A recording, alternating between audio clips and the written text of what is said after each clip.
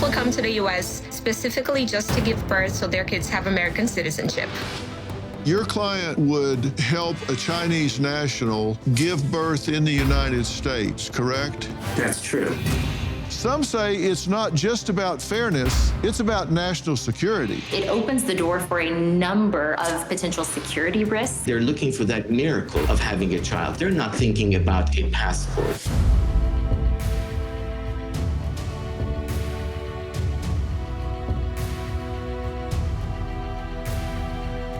Let me ask you something.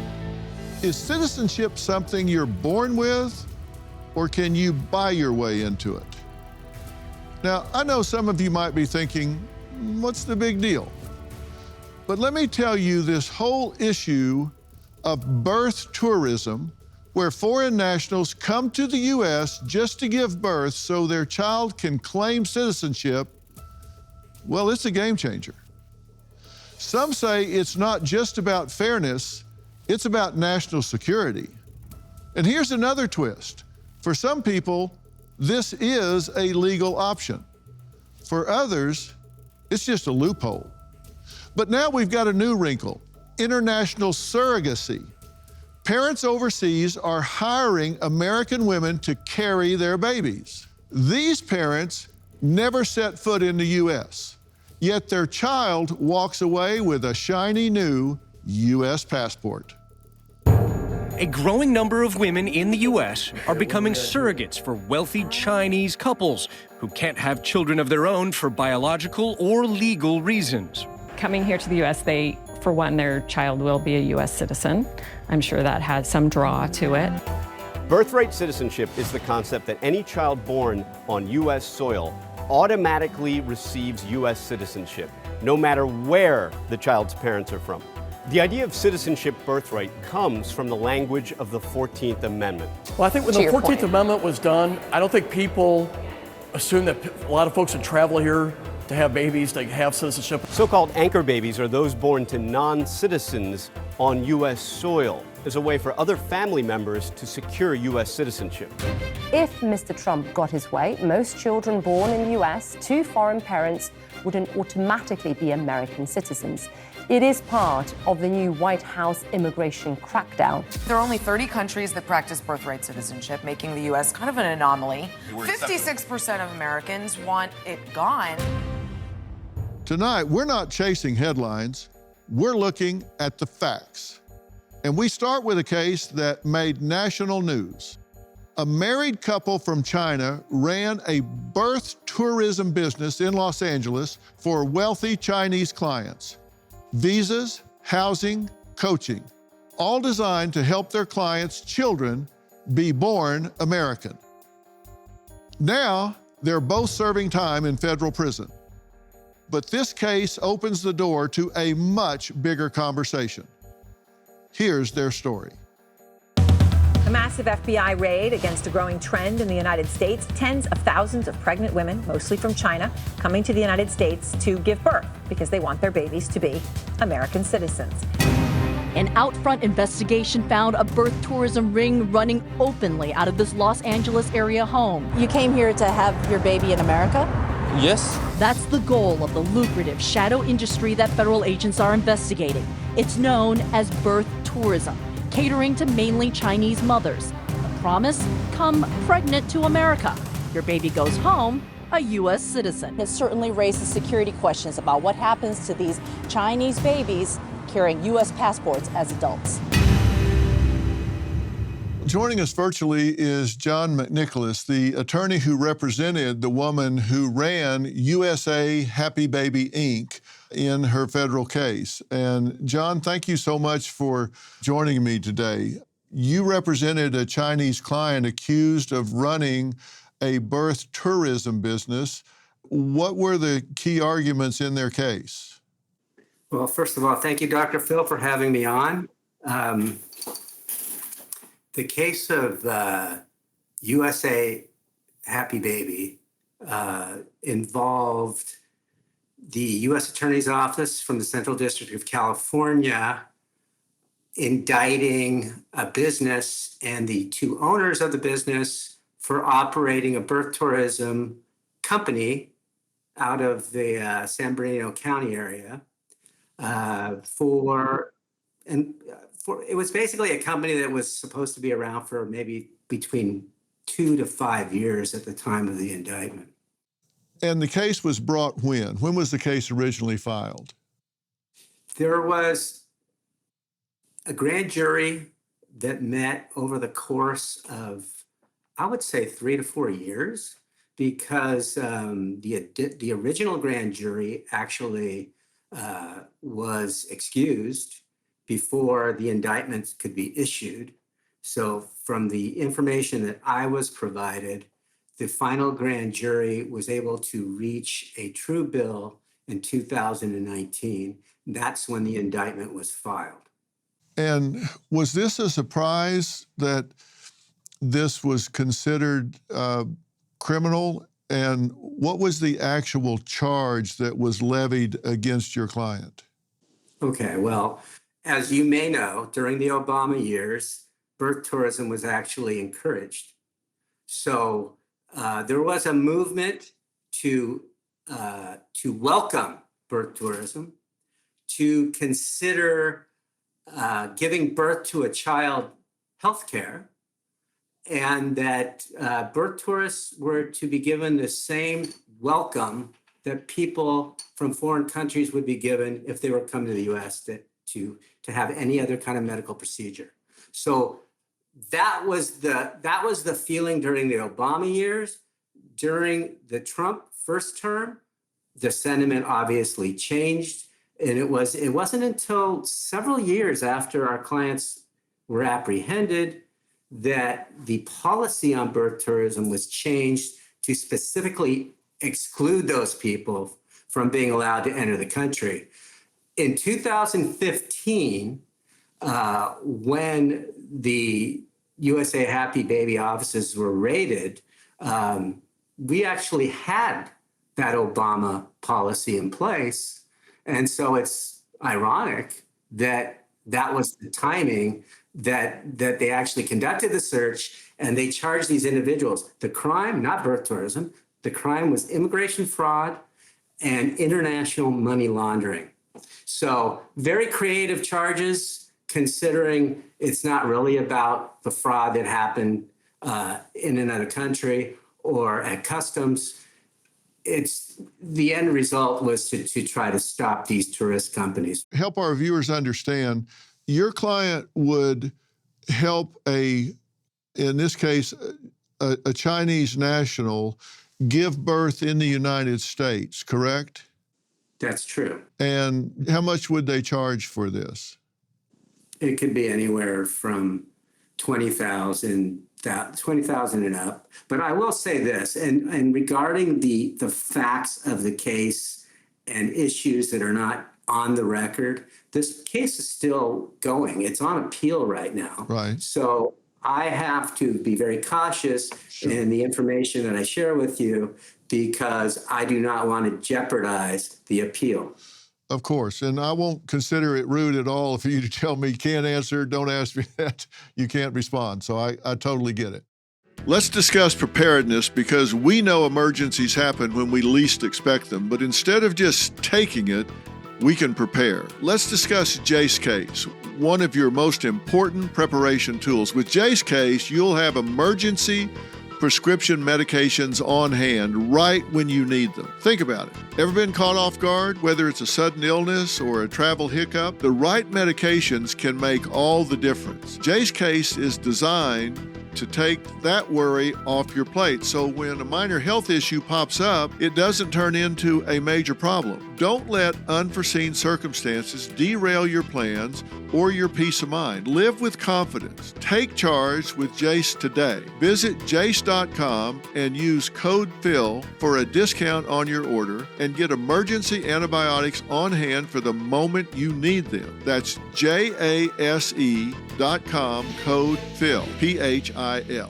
Despite some post-election optimism, Wall Street is already bracing for a rough rest of 2025. When Warren Buffett starts dumping blue chip stocks and stacking up cash, you've got to ask yourself, what does he see coming? I trust Preserve Gold to safeguard my accounts, and I urge you to do the same. They're the only precious metals company I recommend. When uncertainty is this high, smart people look for stability. That's why physical gold and silver might just be what your finances need. Text Dr. Phil to 50505 to get your free precious metals guide from Preserve Gold. With gold prices recently breaking records and analysts predicting this trend to continue through 2025, you cannot afford to wait. As a bonus, you can get up to $15,000 with a qualified purchase from Preserve Gold. So don't wait. Text Dr. Phil, that's DRPHIL, to 50505 today. But it's my understanding that you say 20,000 and up, that in some cases they paid as much as $100,000 to come here and have their baby. What was the difference between 20,000 and 100,000? Well, the record doesn't speak to that. Okay. The record really doesn't even get into it. There were allegations that there were different levels, according to the advertisements that were found. But as far as what the government was actually able to prove, money wasn't even an issue. So yeah, you could say there was different levels, different programs that individuals would get based on the amount of money they would pay, but none of that was really part of the case. It wasn't even really relevant to the case. Was the objection focused more on the fact that they were coming here to have a baby to establish citizenship? Absolutely. It came down to what these women were telling United States authorities when they were applying for their visas, what they were telling customs when they arrived in the United States, and how they behaved on an airplane on their way to getting to the United States, and whether they were coached to behave a certain way. So I will say this, there was no evidence my client ever coached any birth tourist. The business, USA Happy Baby, was completely in San Bernardino County. So anything that went on in China or anywhere before the planes landed at, let's say, LA Airport, the defendants had nothing to do with that. I've got 100 questions here. Some you might can answer and some you can't. Now, some claim that the Chinese Communist Party is involved in the surrogacy industry, but others dismiss this as nothing but fear-mongering. We're going to add to the conversation a man who challenges these concerns. We'll be right back. Birth tourism. Come pregnant to America, give birth here, and your baby goes home a U.S. citizen, thanks to the 14th Amendment. The business of birth tourism starts in Beijing. Storefronts like this one and this one offer package deals. On Chinese language websites, they advertise to parents, offer a step-by-step guide to obtain a U.S. visa, and then arrange travel to cushy, inviting U.S. homes, where 24-hour nurses and doctors will care for the mother. Under current federal laws, coming to the United States just to have a baby is legal. Parham Zar has worked in the surrogacy business for nearly 25 years. As head of a California-based agency, he's helped families from around the world, including many from China, where surrogacy is banned, navigate the process legally and ethically. He's here to explain how surrogacy works in the U.S. and why it's very different from birth tourism. So, Parham, thank you for joining us, and explain the difference and how this can be done properly as opposed to improperly. First, thank you so much for having me on, and thank you for covering this very important topic. When we talk about surrogacy and infertility, the topic should not be political fear. It should really be about the people who have been through exhaustive different infertility options where they were, whether it's China or anywhere else in the world, and ultimately landing here where we have the best medical technology and also stellar laws that will protect the intended parents and the surrogate through the entire surrogacy journey. There is a pre-birth judgment, for example, that is placed. So when the intended parents come to the United States in order to have their child, they come with all those fears, and ultimately they're looking for that miracle of having a child and to hold that child. They're not thinking about a passport or whether their child will be a citizen. They're worried, will I finally be able to hold my child? Will the surrogate take good care of herself while she's pregnant? Will my baby be healthy? Will the hospital allow me to be in the room when my baby is born? So these are the things that they are really concerned about, and not about the passport. But a passport is involved in this. And John, when we saw these storefronts in China, were those storefronts associated with your clients here in the United States, or did they have anything to do with your clients here in the United States? I don't have any knowledge of storefronts in China offering this type of service. I do know that there were different consulting firms, travel agencies operating out of China who would advertise these types of services. I don't think people could just walk into a neighborhood store though and buy a birth tourism package. I think it was a significant process that involved going to a travel agent, going through the visa process. It was a long ordeal that, as far as I know, it lasted several months in China before the people ever came to the United States. Well, Parham, we're using China as an example. How do people find their way to service providers in the United States if they're in China? How do they identify a service provider in the United States if they're in China?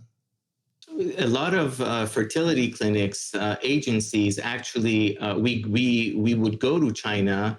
Mostly pre-COVID is when this was happening, but we would go to China and discuss fertility options that they can do. The medical tourism.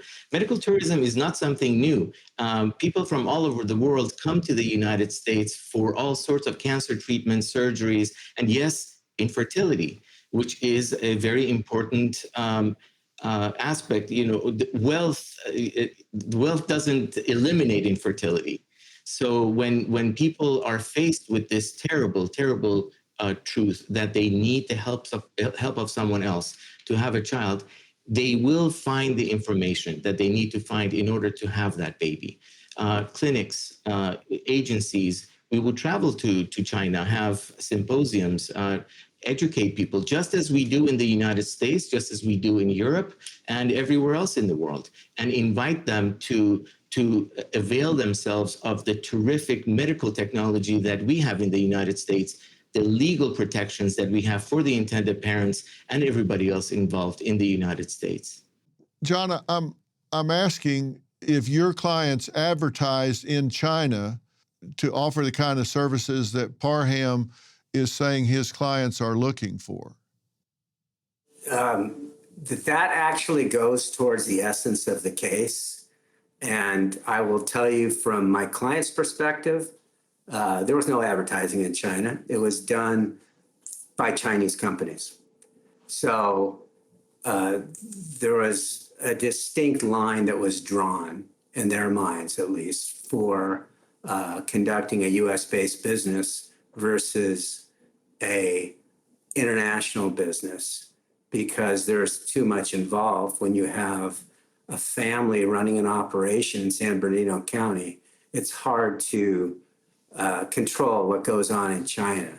So if in fact anything was happening in China, it was the Chinese consultants that would handle it, and they would actually contract with different companies here in California to run these birthing houses. And that's what these people did. They ran a birthing house, and that was their primary function.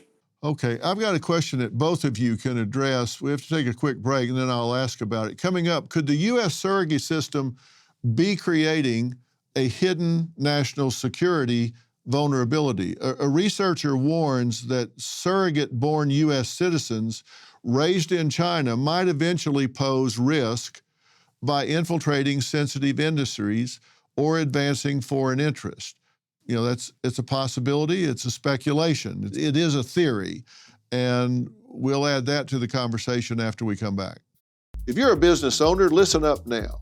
You won't want to miss this. Are you sure you're not leaving money on the table when it comes time to exit? Well, thousands of business owners have already used FYSI's exit strategy and valuation services to sell smart and profit big. Why? FYSI will help you plan and position your business for the maximum return. This is what separates billion-dollar companies from small businesses. And FYSI can help you secure your legacy. Time matters. So don't wait until it's too late. Use promo Dr. Phil, DRPHIL, to schedule your free $5,000 risk assessment at fysi.com/Dr. Phil or call 800-877-4000. That's promo code Dr. Phil to schedule your assessment for free. Visit fysi.com/Dr. Phil or call 800-877-4000 today. We're going to talk about birth tourism. Kind of similar as to us going to other countries to seek medical tourism, but this one is people that come to the US specifically just to give birth so their kids have American citizenship. There's actual agencies that will assist people and consult people throughout their pregnancy with prenatal care, setting up doctor's appointments, Airbnbs, and everything people need to come here and give birth. The main countries that come to the US to give birth are Brazil is one of the top 10, but I think the number one is China. This is not much of a cultural shock as much as it is something that not a lot of people are aware it exists. This is not a new concept. This has been a thing for like years and years. Emma Waters, a policy analyst at the Heritage Foundation, has been studying international surrogacy and birth tourism for years.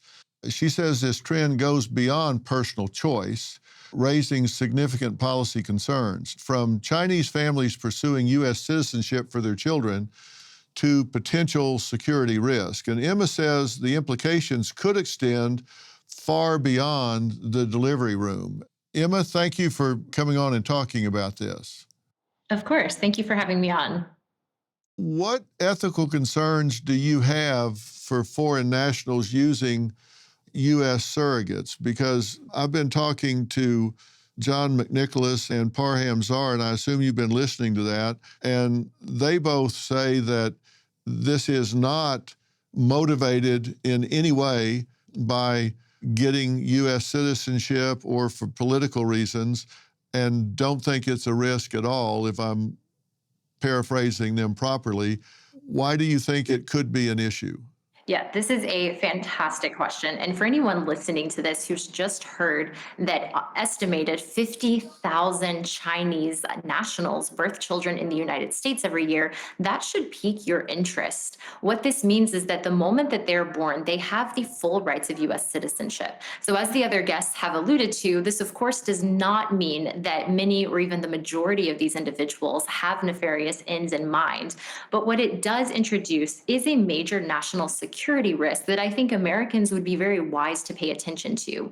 The analogy I like to use here are Chinese nationals who are buying up farmland around military bases in the United States. Is it necessarily illegal for Chinese nationals or Chinese corporations to own farmland directly surrounding some of our military bases?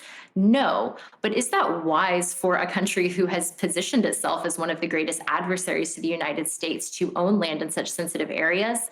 No, again, right? Like we should think a little more closely or a little more carefully about the role that China is playing when it comes to our research, when it comes to Hollywood, academia, sensitive jobs, and also the children who are being born here. Because the primary concern that comes from this is that when these children turn 18 or 21, if they are to return to the United States after being raised geographically and culturally in China, they would have access to the full rights and benefits of American American citizenship as a child who was raised here.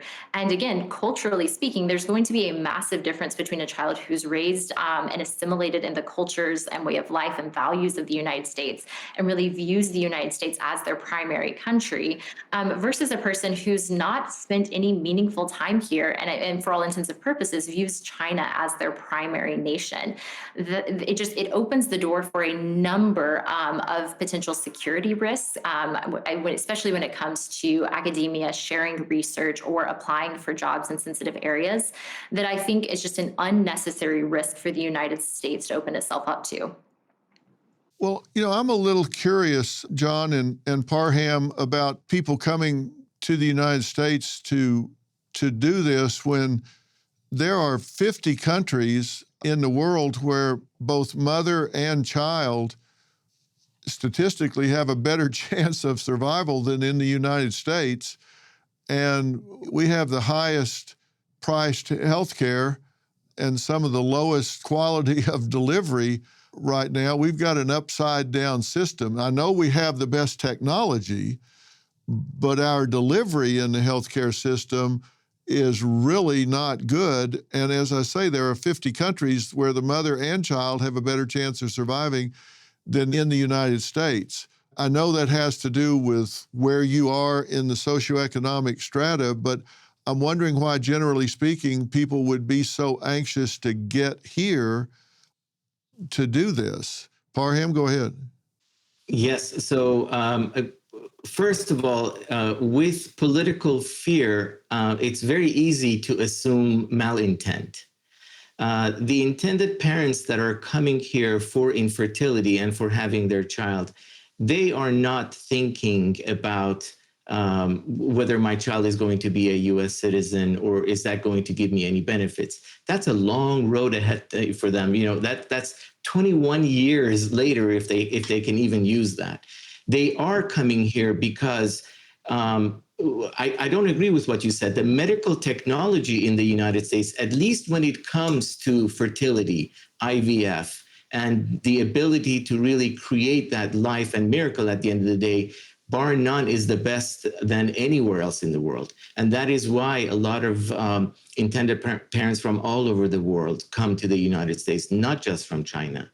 And their biggest concern most of the time is to be able to go back home. And even though they have a pre-birth judgment in the United States that recognizes the parents as the actual parents of the child, their main concern is whether at home, when they go back home, their government in their home will recognize the child as theirs. So these are the fears that they're dealing with. Not thinking about whether the passport that they're getting for their child will ultimately lead to a citizenship for the baby or for them. Parham argues that children born through U.S. surrogacy to Chinese parents aren't here to infiltrate. And coming up, he explains why he believes these children, if they return, will return to contribute, not to contaminate or take away. And we'll talk about that after the break.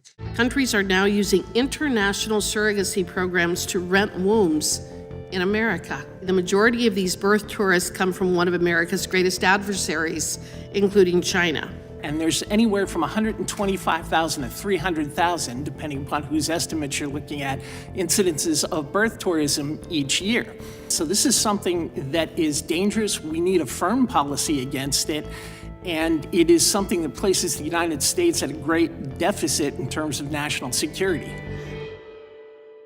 We've been talking about birthright citizenship and the growing debate around how it's being used, or some say misused. From traditional birth tourism to international surrogacy, families around the world, especially from China, are finding legal ways to have children born in the United States. And Emma and John and Parham are here, and we're talking about whether this is a legitimate thing for people to seek out globally, or if it is a national security risk for us. And President Trump has signed an executive order 14160 titled Protecting the Meaning and Value of American Citizenship, which has taken a step to safeguard the integrity of U.S. citizenship, and the order seeks to end automatic citizenship for children born to parents who are not U.S. citizens or lawful permanent residents, even if they are in the country legally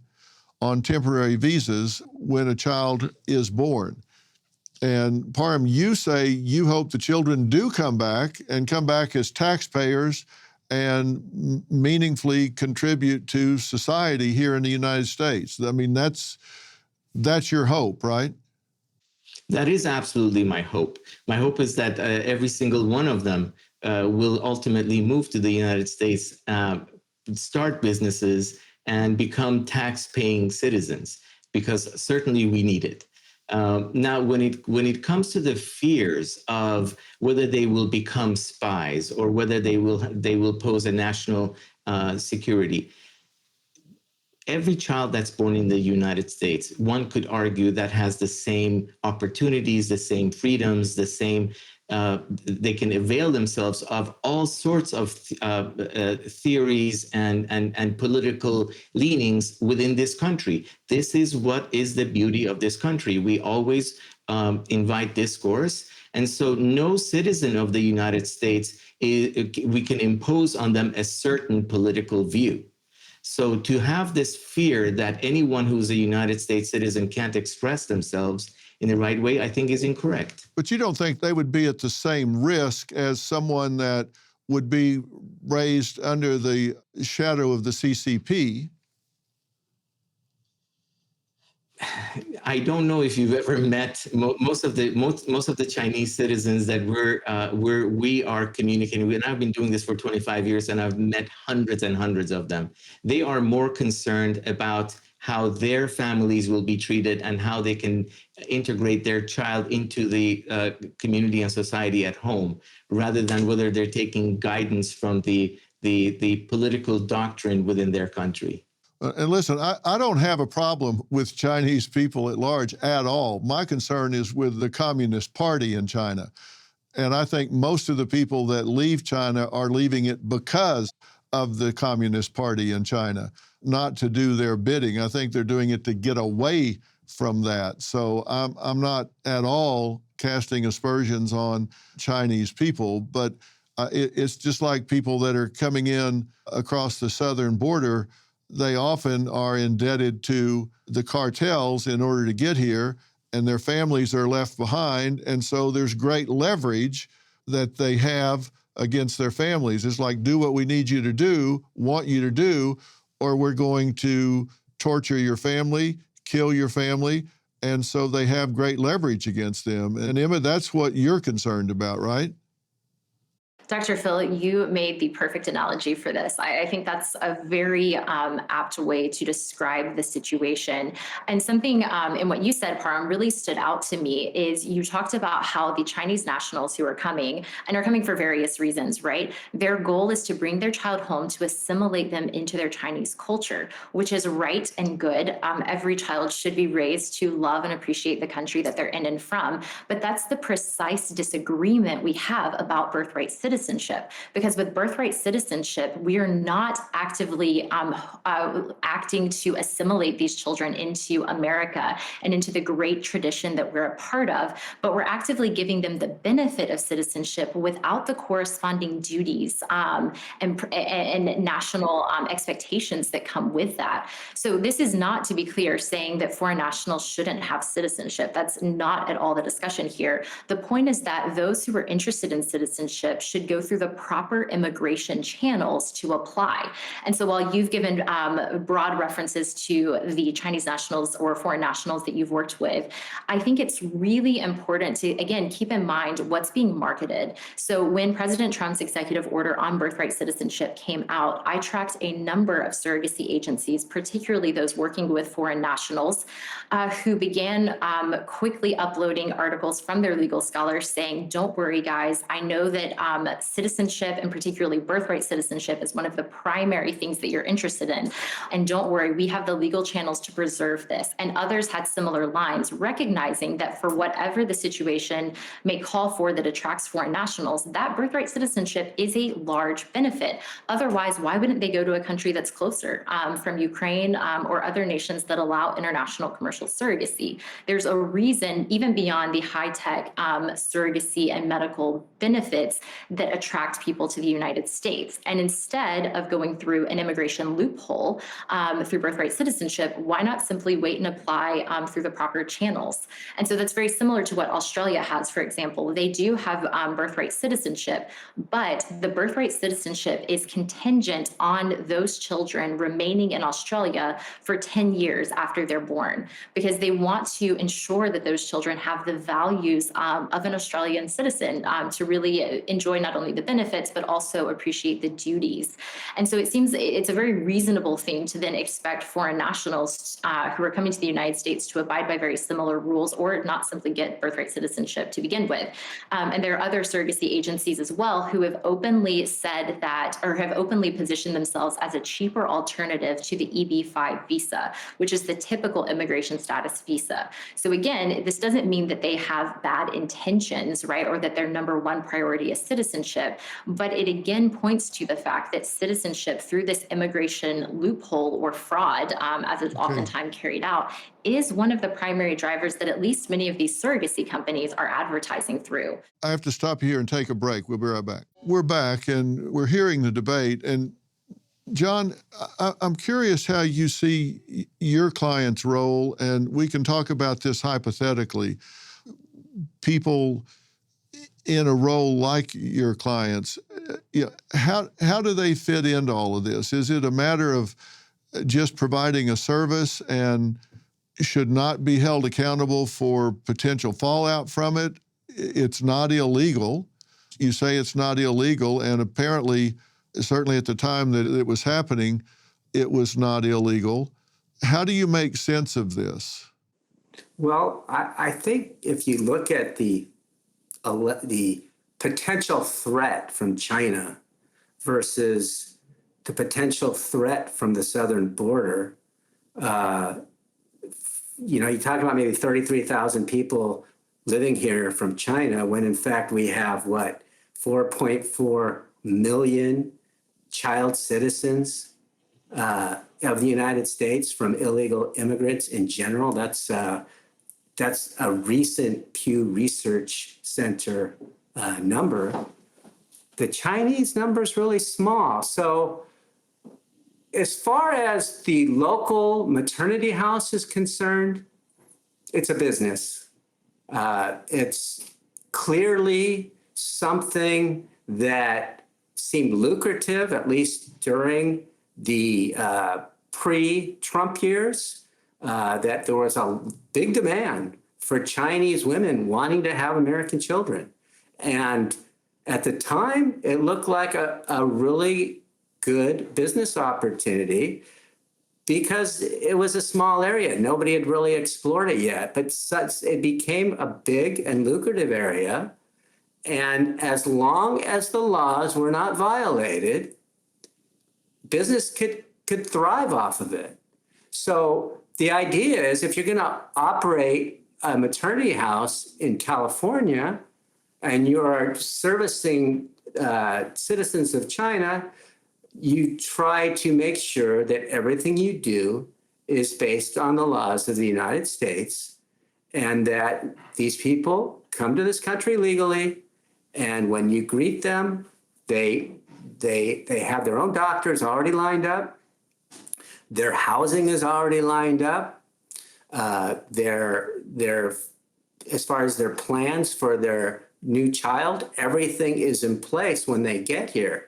So the Chinese women who come to this country typically are in a position where they can afford to be here.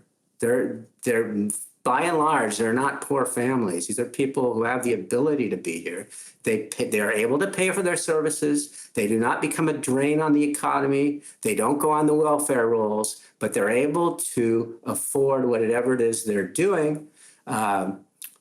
Eventually, in the birth tourism world, the families return to China, but they do come back again because it is very common for the birth tourists not to just do this one time, but do this 2 to 3 times as well. So you could have some pretty large families coming out of that, and eventually everybody in that family will end up a U.S. citizen, including mom and dad. All right, we'll be right back. We're back, and we're talking about an issue that I think people have a lot of different views on, whether it's international surrogacy or birth tourism. Emma, let me ask you, is it your understanding now after Executive Order 14160, I need you to be very brief because I want to hear from y'all, is this shut down now? Is it not going to happen, at least for the next 4 years? It's legally ambiguous is the short answer. The executive order is based upon the biological progenitor of the child in question, which is very tricky because in surrogacy, the gestational mother, the surrogate, is not the biological mother. The intended parents who are coming from another country can also use egg and sperm and therefore not be the biological parent, though they're the intended parent. Okay. Are you still looking, Parham, for people to find their IVF services here? I completely disagree with the premise of what we just heard, because the parents, whenever there is political upheaval or questions about whether they will be, parents can be here and they can ultimately have their child get a birth certificate is what they're worried about. They just want to make sure our name's going to be placed on that birth certificate for our baby. And are we ultimately able to hold our child? So they are not thinking about whether they're going to be able to get a golden visa or not. They just want to have their child. Okay, well, I think we're going to have a lot of controversy about this when people see this, and we'll hear from them, and I hope I can talk to you guys again.